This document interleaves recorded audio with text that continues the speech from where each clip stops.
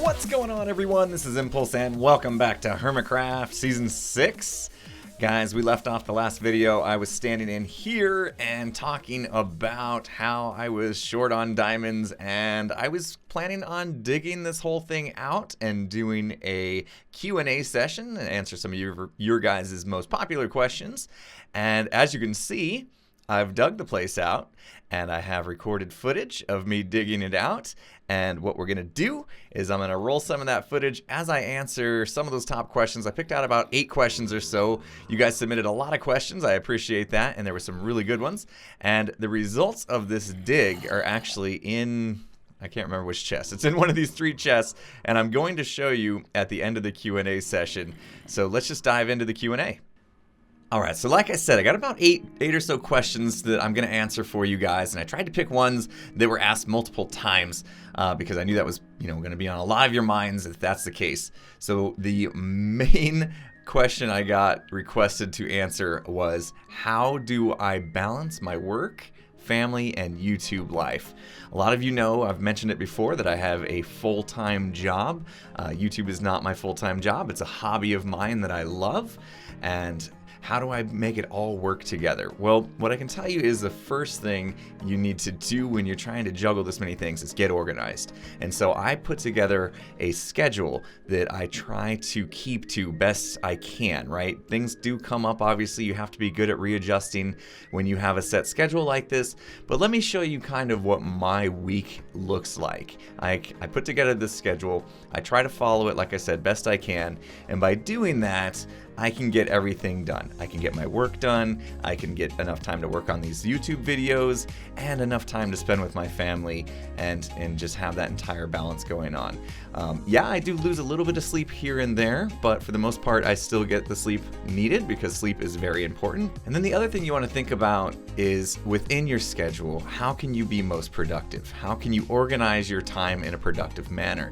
And the way I do this is I have things like checklists that I keep to where I know exactly where I'm at on recording a video, or all the things I need to accomplish at work, or the tasks that need done around the house, things like that. You want to keep checklists available so you're not trying to just remember things off the top of your head and forget them. So for instance, I have an entire checklist that says when I have recorded a video, when it's supposed to be due out, have I uploaded it, have I done the thumbnail, things like that, and I can check it off as I go to stay organized. So when I put those together with my schedule, it all just kind of fits, and I'm able to balance it. Now don't get me wrong, currently I'm doing a video a day.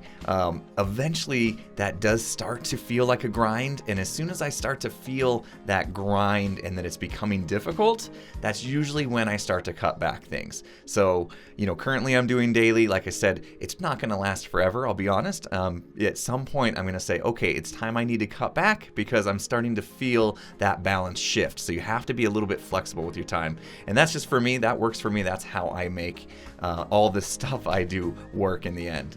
The next popular question I got was, what is the story behind my Minecraft name?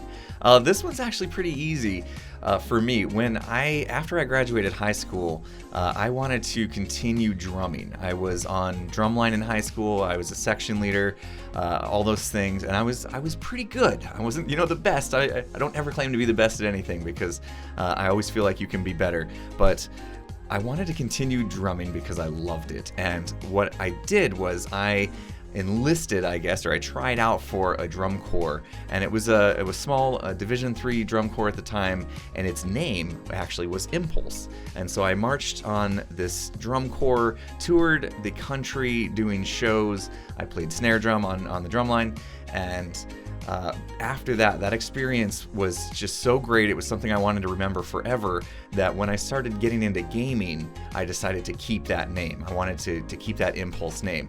Now, the second part of the name, the SV, is actually my initials. So it's my initials to my real name, which for privacy reasons, I'm not going to tell you what that is, but you get the idea. Next question I got, how did I find out about Minecraft and why did I play it?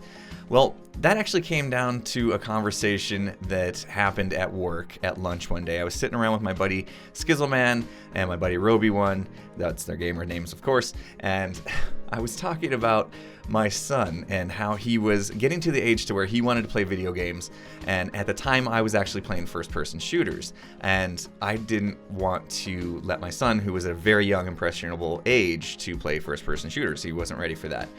So I knew my son was into architect. He wanted to be an architect. He's into architecture.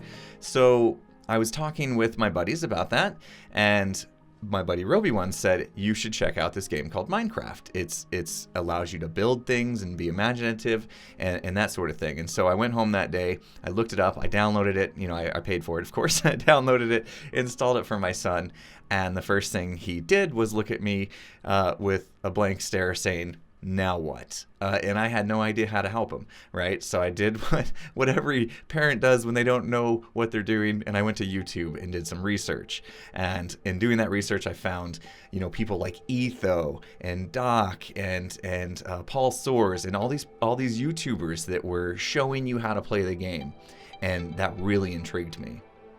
So of course, the more research I did, the more I liked the idea of the game for myself, and I wanted to try it out so I could really be an expert to help my son.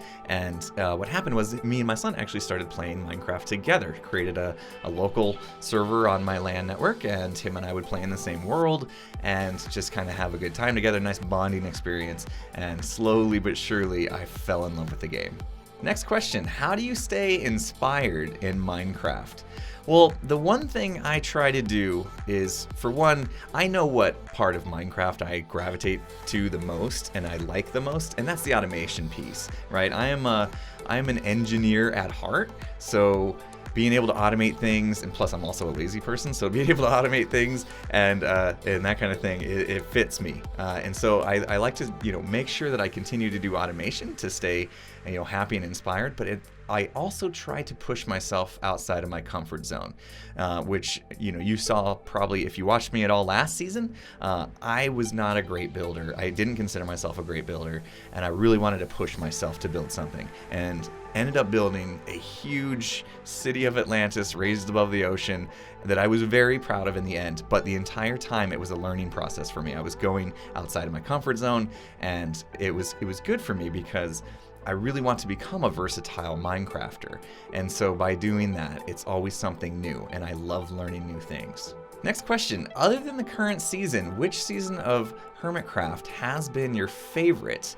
That is a very tough one because I've enjoyed every season so far that I've been part of in different ways, but I'm gonna say my absolute favorite was season 4, the Mesified season. And the reason for that is because that season, I really dove into the automation with my super chunk of farms. I tried to do as many farms as I could in one chunk of space, from Bedrock to, and we didn't go build high, but we went just above, the regular height of the land with it. And I packed in a lot of different things and got them all to kind of work together, and through, items sorters and storage and all that kind of stuff. Many different mob farms were involved. It was a lot of fun. Also, that season was the season D.E.R.P was born, and D.E.R.P was the kind of brand or I don't know what you call it, but Tango and I together with the Dangerous Entity Relocation Professionals, we sold our services to the Hermits, which meant all season long we had fun moving dangerous entities around the server, trying to get them to, if somebody purchased them or as a prank or whatever. And so we had a lot of fun with that. The whole shopping district season 4 was amazing. I had my bookstore, which I didn't do well at restocking, but I made a ton of diamonds off of. So of course kind of played on that a little bit differently this season as well. But yeah, I would say season 4 was probably one of my favorites. Next question, have you ever thought of opening your own server that you could occasionally play with fans? Yes, actually, I kind of do have my own server already. I have a Patreon server for my patrons, and Yeah, I got a very awesome patron community. We got great moderators.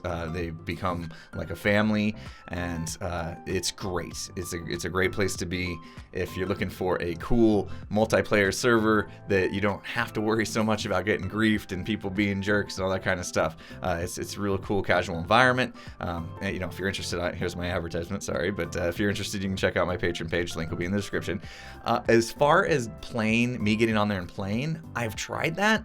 I just don't have time. You know, you've seen my schedule. There's just no time for me to produce the YouTube videos that I'm producing at the moment and get time to play on that. To be honest, like having multiple survival worlds at the same time is very, very difficult when you have to still edit and do all the other things you do in life. So I tried and I failed at that multiple times, and so I've come to the realization that that's probably just not going to be a thing, unfortunately.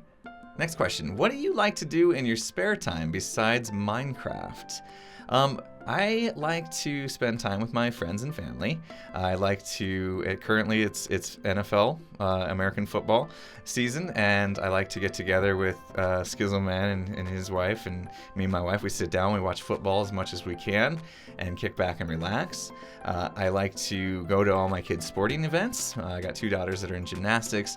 My son was doing flag football for a long time. I was actually a coach of that. I loved coaching and watching him grow with the sport. And as far as personally, some of my hobbies, I already mentioned drumming a little bit. I have a drum set now, thanks to some support from my viewers. They helped out so I could get a drum set, and I like to sit down on that and kick back every once in a while and just make sure I don't lose my ability to drum, and that's really fun for me. I've always been into computers, so just tinkering with computers outside of doing Minecraft and YouTube and that kind of thing. And occasionally I'll play basketball. I used to play basketball in high school, so you know, anytime I get a chance, I'll do that. And then I got into CrossFit for a while. To be honest, my schedule got so hectic that I kind of lost it a bit and started getting out of shape. And right now I'm starting to try to get back into it. So you probably saw my schedule. I had a couple slots dedicated to working out, and I have built like a little CrossFit gym in my garage that Skizzleman and I actually use a couple times a week.